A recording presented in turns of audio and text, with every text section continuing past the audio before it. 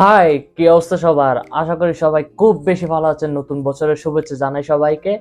তো আজকের ভিডিওটি ওয়ানপ্লাস ফ্যানদের জন্য। নতুন বছরে ওয়ানপ্লাস আপনাদের জন্য কি নিয়ে আসতে চলেছেন জানতে চান? সর্বপ্রথম সেটি নিয়ে আজ আলোচনা করব। তো টেকজোনেটের নতুন ভিডিওতে আপনাকে স্বাগতম। চলুন শুরু করা যাক।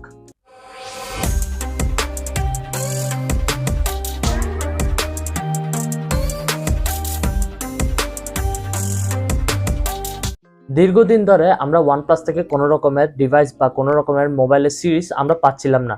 লেটেস্ট আপকামিং সিরিজ যেটি হতে চলেছে ওয়ানপ্লাসের, তা হচ্ছে ওয়ানপ্লাস 11। আজকের ভিডিওতে আমরা ওয়ানপ্লাস 11 সম্পর্কে আলোচনা করব। তো চলুন শুরু করা যাক। ভিডিওটি লাস্ট পর্যন্ত দেখার আমন্ত্রণ রইল আপনাকে। ওয়ানপ্লাস 11 সম্পর্কে আলোচনা করার পূর্বে সর্বপ্রথম এর কিছু লিক্স ফটোস আমাদের হাতে এসেছে। চলুন এগুলো দেখে নিই। লিক্স ফটোস অনুসারে ওয়ানপ্লাস 11 তিনটি ক্যামেরা মডিউলের সাথে একটি গোলাকার আকৃতির ক্যামেরা মডিউল আমাদেরকে দিতে চলেছে, যা হ্যাসেলব্লেডের সাথে কোলাবরেট করে তৈরি করা হয়েছে। হ্যাসেলব্লেডের সাথে ওয়ানপ্লাসকে আমরা আগেও কোলাবরেশন করতে দেখেছি, তারপরেও ওয়ানপ্লাস তাদের ক্যামেরাকে তেমন একটি উন্নত করতে পারেনি। যেহেতু ওয়ানপ্লাসের ফোনগুলো খুবই হায়ার লেভেলে আসে, আর বর্তমানে তো লোয়ার লেভেলেও ওয়ানপ্লাসের ফোন আসে, কিন্তু ওয়ানপ্লাসের লোয়ার লেভেলের ফোনগুলোতে আমরা হ্যাসেলব্লেডকে কোলাবরেশন করতে দেখিনি। ওয়ানপ্লাসের হায়ার লেভেলের ফোনগুলোতে আমরা সবসময় ওয়ানপ্লাসকে হ্যাসেলব্লেডের সাথে কোলাবরেট করতে দেখেছি। এর অর্থ হচ্ছে ওয়ানপ্লাস তাদের ক্যামেরা নিয়ে খুবই বেশি সচেতন। তারপরও কেন জানি তারা গ্রাহকদের এক্সপেকটেশনকে ঠিকভাবে ফুলফিল করতে পারছে না। দেখা যাক ওয়ানপ্লাস 11 গ্রাহকদের এক্সপেকটেশনকে ফুলফিল করতে পারে কিনা। আবার আসা যাক ওয়ানপ্লাসের ব্যাকে।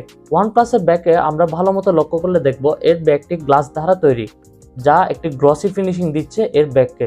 দেখতে খুবই সুন্দর লাগছে। যদিও ক্যামেরা মডিউলটি অন্যরকম হলে আমি আর একটু বেশি খুশি হতাম। দেখা যাক ফোনটি দেখতে ঠিক কেমন হয় যখন আমরা হাতে পাবো।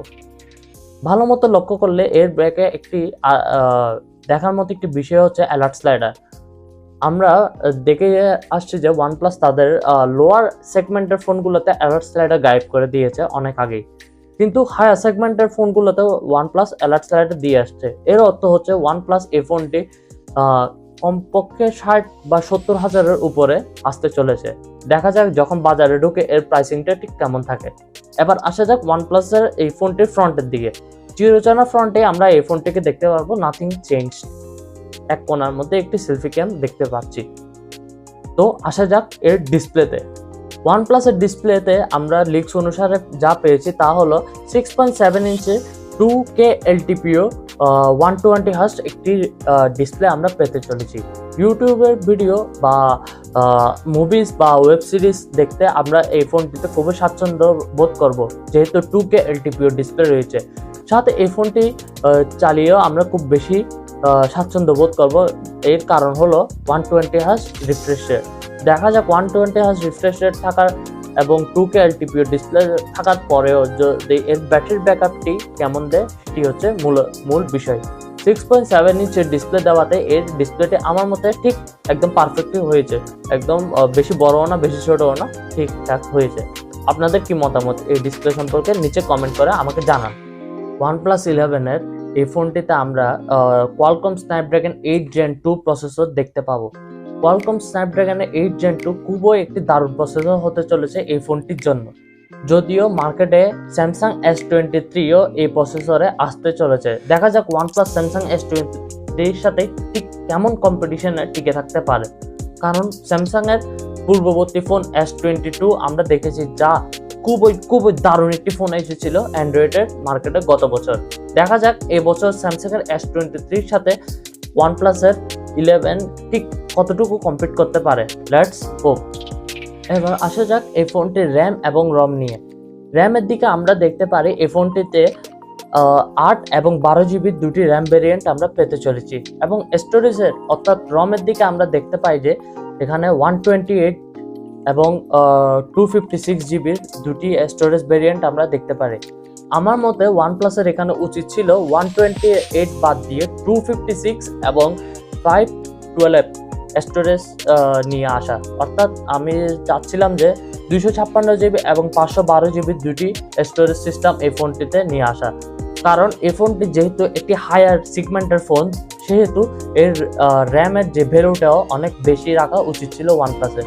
দেখা যাক ওয়ানপ্লাসের এই ফোনটি ঠিক কেমন পারফর্ম করবে বাজারে।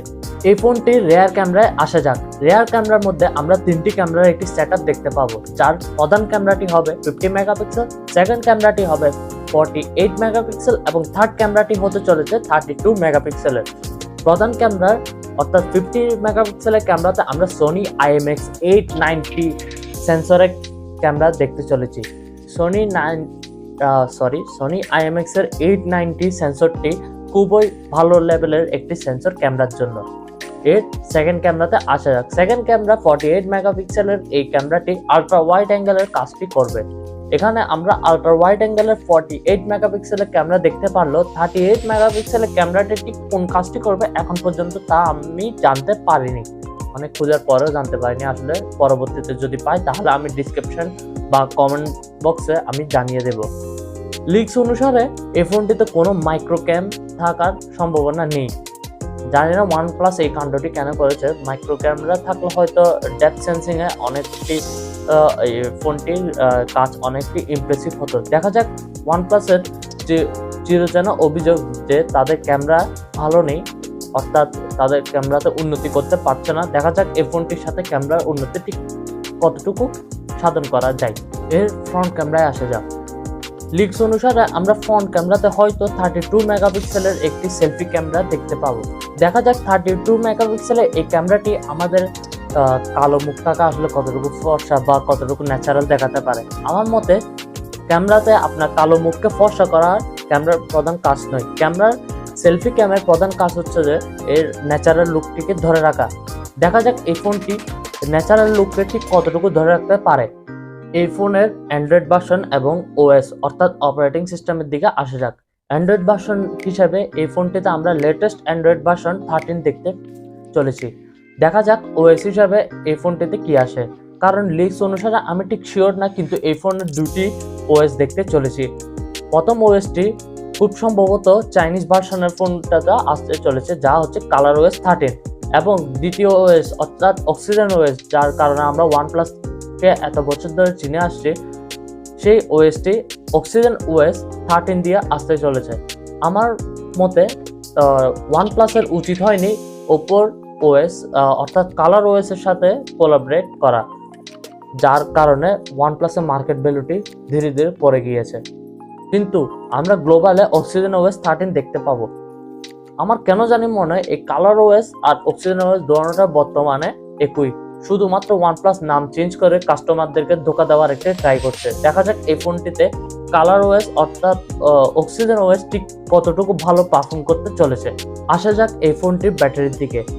এই ফোনে আমরা 5000 mAh এর একটি হিউজ ব্যাটারি দেখতে চলেছি। এই ফোনে খুব সম্ভবত আমরা 100 বা 120 ওয়াটের একটি চার্জার দেখতে চলেছি, যা এই ফোনকে 0 থেকে 100% চার্জ করতে আমার মতে 10 থেকে 15 মিনিটের বেশি নেবে না। এবার এই ফোনের ওয়্যারলেস চার্জিং এর দিকে আসা যাক। ওয়্যারলেস চার্জিং এ আমরা এই ফোনটিতে দেখতে পাচ্ছি যে একটি 50 ওয়াটের ওয়্যারলেস চার্জিং সাপোর্ট করে, কিন্তু লিক্স অনুসারে 50 ওয়াটের ওয়্যারলেস চার্জিং সাপোর্ট করার সাথে সাথে এটি রিভার্স ওয়্যারলেস চার্জিংও সাপোর্ট করতে চলেছে।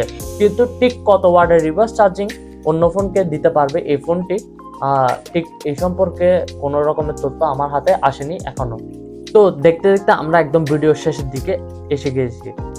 এতক্ষণ আমরা রিউমার সব তথ্য নিয়ে আলোচনা করলাম। দেখা যাক OnePlus 11 ফোনটি যখন লঞ্চ হবে এই তথ্যগুলোর সাথে ঠিক কতটুকু মিল থাকে এই ফোনটির। আশা করা যাচ্ছে এই ফোনটি ওয়ানপ্লাসের সেই পুরানো সুনামকে ব্যাক করতে পারবে না। হ্যাঁ, আপনি ঠিকই শুনেছেন। হয়তো আপনারা মনে করেছেন আমি বলবো যে ব্যাক করতে পারবে, কিন্তু আমার মনে হচ্ছে না এই ফোনটি আবার ওয়ানপ্লাসের পুরানো সুনামকে ব্যাক করতে চলেছে। কারণ এই ফোনটির সবচেয়ে বড় কম্পিটিটর হতে চলেছে স্যামসাং এর S23 আলট্রা। S23 আলট্রা ফোনটি খুবই দারুণ স্পেকের সাথে আসতে চলেছে। এই সম্পর্কে যদি আপনারা ভিডিও চান তাহলে নিচে অবশ্যই কমেন্ট বক্সে কমেন্ট করুন, আমি একটি ভিডিও দেওয়ার চেষ্টা করব। টিল দেন, বাই বাই, দেখা হচ্ছে নতুন ভিডিওতে। If you like this video, share with your friends and subscribe to my channel. দেখা হচ্ছে নেক্সট ভিডিওতে। Till then, tata.